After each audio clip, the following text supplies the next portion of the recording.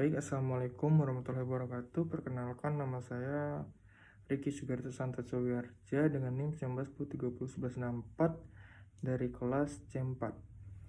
Di sini saya akan memberi penjelasan seputar frozen shoulder, anatomi, meliputi otot, tulang, sendi, dan ligamen, dan asesmennya. Frozen shoulder sendiri adalah nyeri dan kaku di area bahu yang membuat penderitanya itu sulit menggerakkan bahu atau lengan bagian atasnya.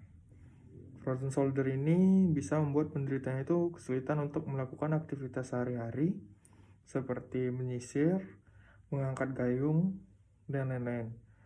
Keluhan ini biasanya dapat berlangsung beberapa bulan hingga tahunan.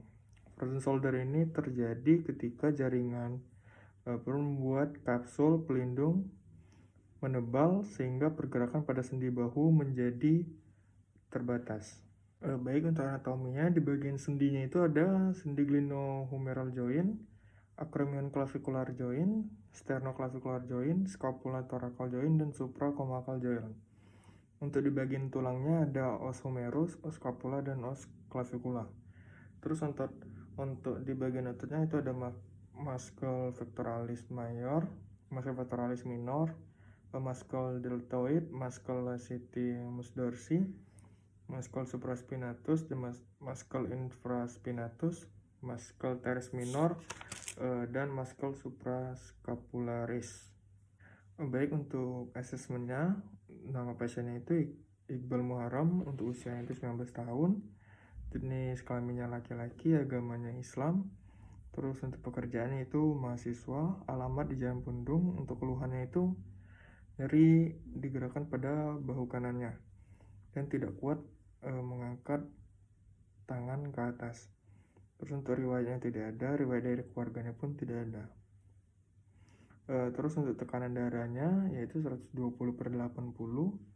untuk nadia itu 80 per menit, untuk pernapasan itu 76 kali per menit, untuk suhunya itu 35 derajat, untuk tinggi itu 178, terus untuk berat badannya itu 60.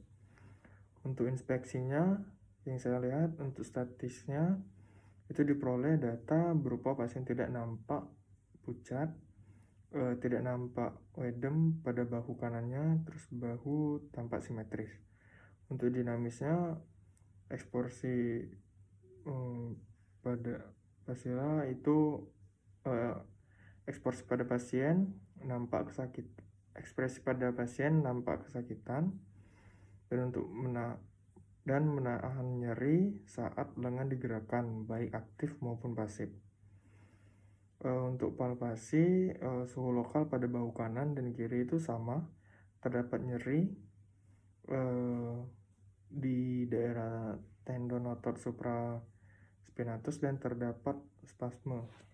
Untuk yang pertama yaitu drop arm test, yaitu minta pasien mengangkat kedua tangannya ke samping, ditahan sampai 8 detik, terus ke arah depan, ditahan selama 8 detik juga. Untuk selanjutnya itu Yergason test, minta pasien mengangkat seperti ini dan terapi memberikan tahanan. Yuk, relax, tarik. Untuk selanjutnya itu dislocation test seperti ini.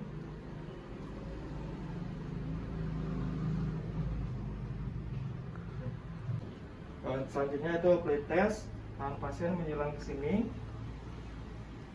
terus ke belakang, terus tangan kirinya belakang dan sering menarik ke sini. Untuk yang selanjutnya itu intervensinya, itu mobilisasi aktif pada scapula dan shoulder joint. Tangan pasien ke samping, terus fisioterapi menekan ke bagian atas. Untuk yang selanjutnya gerakannya hampir sama, cuman digeser kiri dan kanan.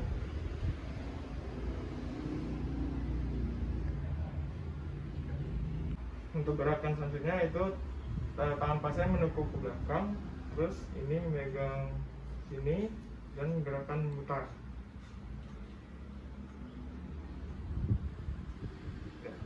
Untuk gerakan selanjutnya itu tangan fisioterapi di bagian scapula pasien, ditarik ke belakang dan ke depan.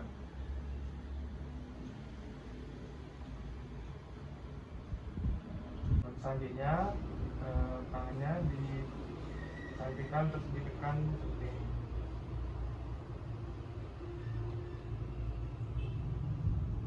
Selanjutnya itu statik kontraksi, menggerakkan ke depan, ke belakang, dan ke dalam, dan diberi tekanan sama fisioterapi. Ya. Relax, belakang, dalam. Selanjutnya itu ke internal dan eksternal. Ya. Relax, eksternal, internal, eksternal.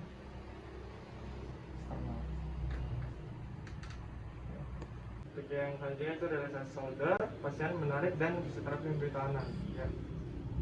Relax, tarik, relax, tarik, relax. Baik, untuk edukasinya itu yang pertama, saat berjalan pasien diminta untuk mengaitkan lengannya. Terus hindari pasien menggunakan lengan di bagian yang sakit. Terus pasien dapat melakukan kompres hangat, dan pasien dianjurkan melibatkan lengan kanannya dalam beraktivitas sehari-hari sebatas toleransi pasien. Terus kemudian saat di rumah pasien dianjurkan untuk melakukan latihan yang sudah dicontohkan tadi. Terus untuk latihan selanjutnya dapat dilakukan dengan cara merambat tangan ke bagian dinding. Baik, mungkin saja yang dapat saya jelaskan. Sekian, wassalamualaikum warahmatullahi wabarakatuh.